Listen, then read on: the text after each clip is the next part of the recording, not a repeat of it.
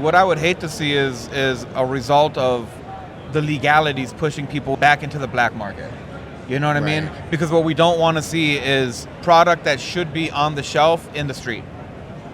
Personally, that's my opinion. Might be a hot take.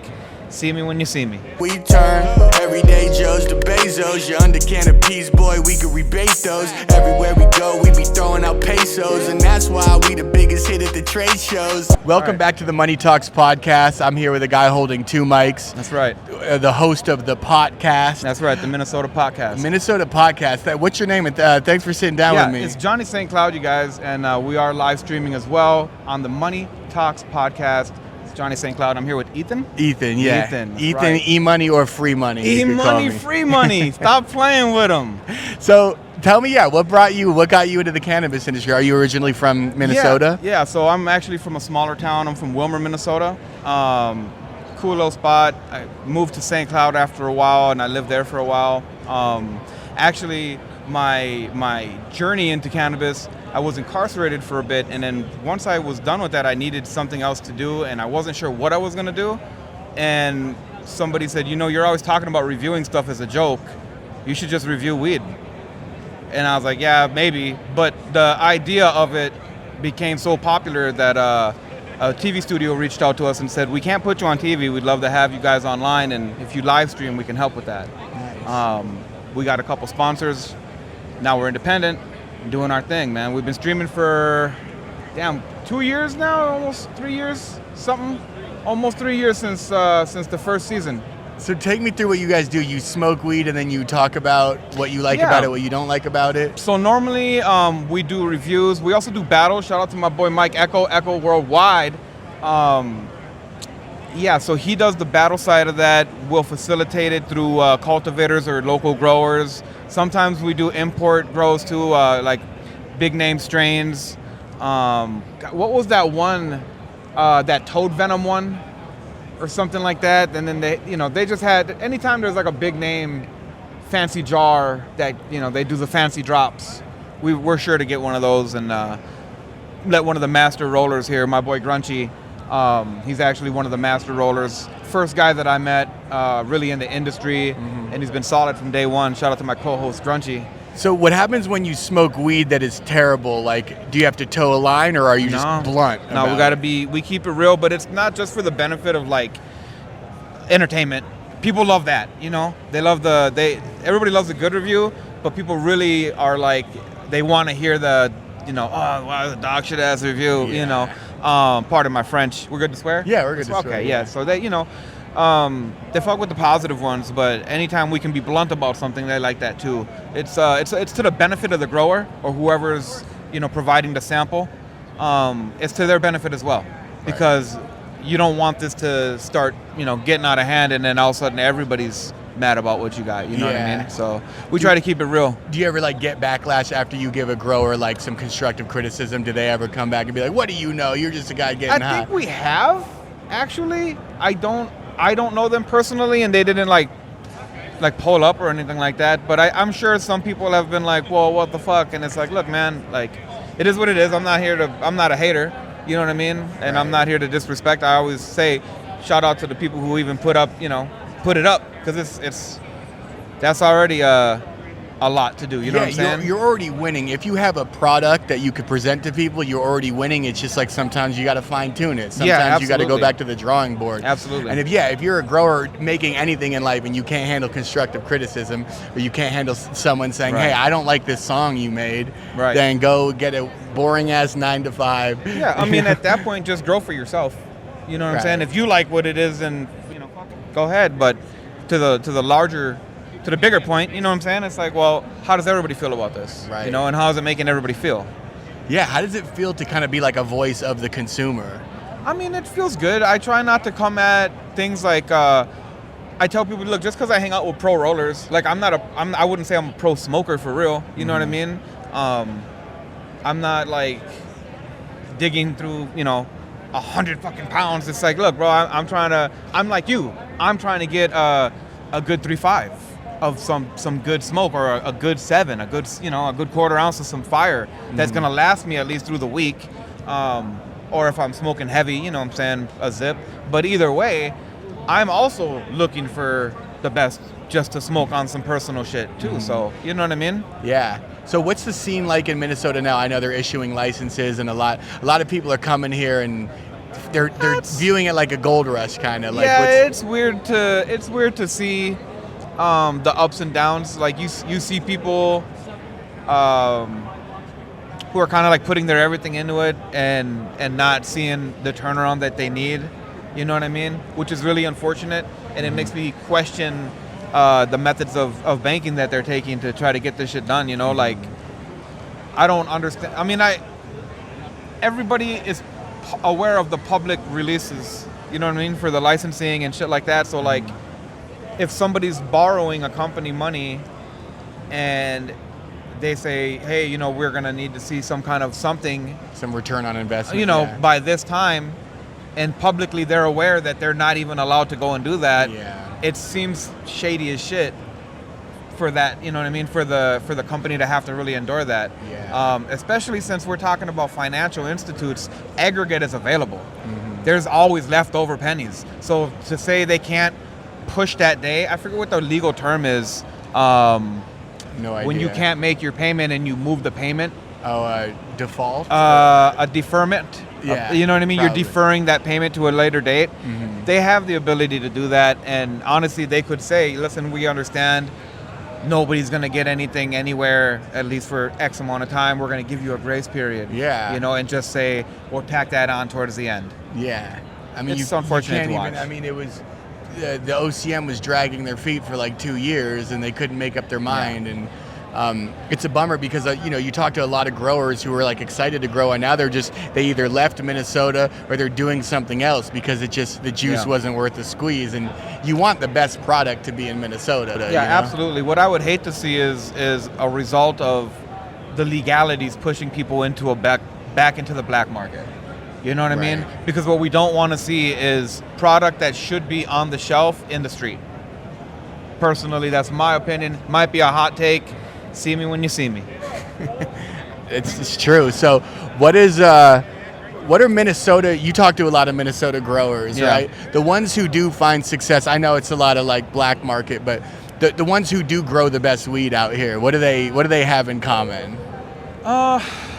Experience and time.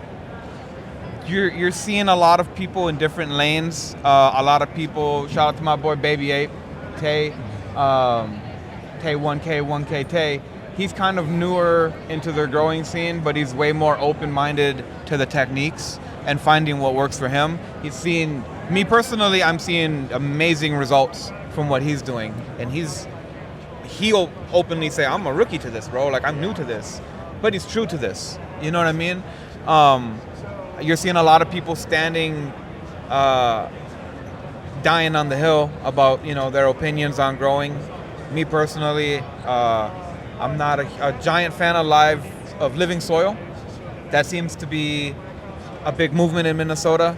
You know, they see it, it's an organic thing, and I understand that, but there's steps to make that something that's going to be desired. In my opinion, a lot of what comes out of the living soil scene is not flushed, and then it's still very heavy nutrient in the bud, and I'm not a fan of that. Right. You know. So when you're consuming, how long does it take you to know, like, this is great weed that I'm smoking? Well, there's different factors into that, but usually the first hit, I'll know if it's going to be some gas. Okay. You know what I mean? Is it the taste? Like? Yeah. Usually it'll be the taste, and then how does it hit right in the lungs right away? Is it expanding right away? Is it like a slower expansion where I'm able to kind of like, it sets more into the lungs and gets into the bloodstream?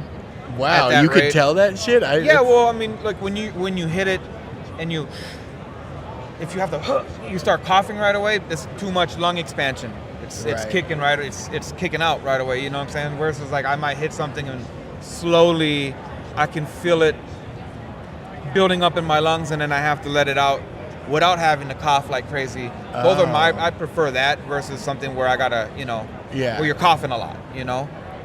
Different science to it too. The faster you can inhale and exhale, it gets into your bloodstream faster. Mm-hmm. You know what I mean? So again, being able to hit it as many times as I can without coughing and kind of fucking up the flow, you know? And what are Minnesota consumers gravitating towards right now? What type of product? What type of weed? Man, I think Minnesota consumers, for the most part, are really looking at the rosin. I see a lot of that. Grungy, you kind of confirmed that too, right? Like people really like the rosin. Big rosin movement out here versus the live resin. Shout out to the live resin jars. Still a live resin guy myself, but you know, I think a lot of that has to do with how they're processing it and being able to check off all the dingers as they go, you know. Right. So they get more of a hands-on extraction. I love to see it personally. I just like to see the growth of the community, but you know, that's what I see a lot of that. And then also convenience, right? I don't think people are tired of edibles and sodas, infused sodas. I call them drinkables. Yeah. I don't think people are tired of edibles and drinkables. I just think they're wanting to see something different. Right. You know, I at home on a viewer-to-viewer basis, I make infused ice cream. Oh, wow. And so if you're, you know, one of my followers or you view me, you're in my chat box often, when I'm out and about in public, I'll bring out, like tomorrow I'm bringing infused ice cream to just give away. No way. Yeah, to you guys. Oh, that's awesome. So, excuse me. Nobody is really doing that. And there has been a couple infused ice creams that I've seen, and they're not like what I'm doing. So I take pride in that.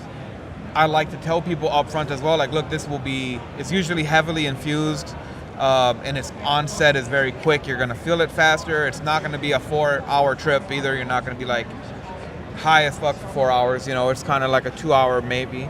Yeah. Yeah, it's a fun time. Is it the Minnesota cannabis scene as a whole? Is it a lot of people supporting each other, trying to uplift each other? Are there some bad players, like something in between? There is community. Whether or not everybody is supporting each other on the up and up, I really couldn't tell you. You're gonna find haters no matter where you go, right? But I think it's a matter of just being able to say, all right, well, these are the people that I'm rocking with, you know what I mean? And they're rocking with me, and that's that, you know? Shout out to my haters, but shout out to my subscribers as well. So it's something that I come across, and I'm sure you could relate to this, is like trying to promote cannabis content. You always have to toe the fine line, and sometimes you can't even say the word cannabis in ads. Do you like get shadow banned? Have you got accounts deleted? Like how much of a challenge is that? So like on Facebook, we're at 2,000 something people following us on there, which isn't a lot, but you're not following us unless you've met us in person. Right. So it's 2,600 at the bare minimum, 2,600 handshakes that I've made happen. So it's not like you're just, oh, my cousin told me. No, you've seen me somewhere, you've had my ice cream, you've smoked with me or seen me smoke. Right. You know what I mean? I try to build off of that. I have been shadow banned on Facebook, and I try to find platforms where it's going to be more kosher for me is what I'm doing, and I find Kick streaming is actually the platform to do it at. Okay. Where they don't shadow ban, they don't regulate anything. Not really. Shout out to Kick. That's awesome, dude. Shout out my boy Aiden Ross. And then Aiden Ross. Yeah. I think that's his shit, really, right? Kick is his. Yeah. Yeah. I think he's my main investor or some shit in it. I don't know. Shout out to Aiden Ross. Shout out to Kick. Yeah, that guy's crushing it, bro. You love seeing the young homies win. Oh, absolutely, bro. Absolutely. And where do you see do you see yourself like staying in Minnesota long term? Like, I like it out here. I'd like to get to a place where I can have some kind of residency here, but do what I need to do in other states. Yeah. I'm trying to pursue film on a serious level. Hold on one second. Come on now. Yeah. I'm outside, baby. Yeah. Popular man right here. Yeah, just a man of the people. So Atlanta is something I kind of got my eyes on. We've got some people out there that are really tied in with the film industry. Cool. And, Atlanta's the new Hollywood. If you know, you know. And that's really where, Austin is kind of like the new Hollywood as well as far as like the comedy scene. But like when it comes to actual film, shit's happening in Atlanta. Yeah. So I might try to go out there after maybe a year just to kind of see what's going on. I know that we have welcome arms out there to kind of see what we want to do. They've got projects for us, but I'd love to see what I can do, and I'd like to get things wrapped up out in this state before I kind of dip my toes out there, Gotcha. So what advice do you have to someone who's just like trying to break into the cannabis scene and trying to get respect, trying to get paid, trying to make it a successful career, but they're just starting? Be open-minded, but stay true to yourself, and try to generate positive energy. You know what I'm saying? Because at the end of the day, that's what's going to project you into a better space. You know what I mean? There's already so much negativity out there. Why even focus on it? Yeah. You know what I mean? You're never if you can't outweather the Weather Channel. You know what I'm saying? So trying to talk about drama and things like that, you're gonna get some traction, but CNN can do that too, and they got a bigger platform. They already have that audience. So try to be creative. If you're coming into it from like a social media standpoint or like a just covering things, you know what I mean? Yeah. Vlogging or whatever people are doing now, streaming. Try to just stick to what you want to do, but know what you want to do as well. Right. You know what I mean? And at the end of the day, the other thing too is like, not everything that you think is what you want to do is how it's going to be. I never in a million years thought I was going to be streaming or being here or, you know what I'm saying, living in Minneapolis. Never, bro. I was tripping when I moved to St. Cloud back in the day. So like living out here and like seeing skyscrapers on the daily and jogging and being a dog dad and having coffee with the hipsters, like it's different for me. I never seen this kind of shit for myself, but you know what I'm saying? You at the same time, it's like don't write it off because you never know. Some shit might come out of nothing. You know what I mean? Yeah, being open-minded. Like a lot of people like have these set goals, but then they're just too narrow-minded and they don't like see that like there's opportunities all around you and be open to them. And it seems like that's what you've been doing. Yeah, at the end of the day, be focused on success. Don't be focused on how you're gonna like obtain it. You know what I mean? Yeah. Knowing that you're going to get it is all that really matters. How you're gonna get there, that's like a lot of that is your own decision making, but it's gonna be like on the spot, coming here, I wasn't even sure I was gonna be out here until one of the homies was like, "Oh, you going to CannaCon?" And I was like, "Damn, I completely forgot they're doing CannaCon this year." And then we tapped in with, I want to say Angela. I think it was Angela from CannaCon. Shout out to shout out to Angela from CannaCon. She hooked us up with the passes to get in here and come out here and grab some content. So hell yeah. Yeah. Fucking cannabis media, man. There needs to be more people covering the plant the right way. Oh yeah, telling absolutely. Stories. Absolutely. So, I appreciate you sitting down with me, brother. Yeah, man. Ethan, thanks for having us, man. Yeah, absolutely. And I'm gonna.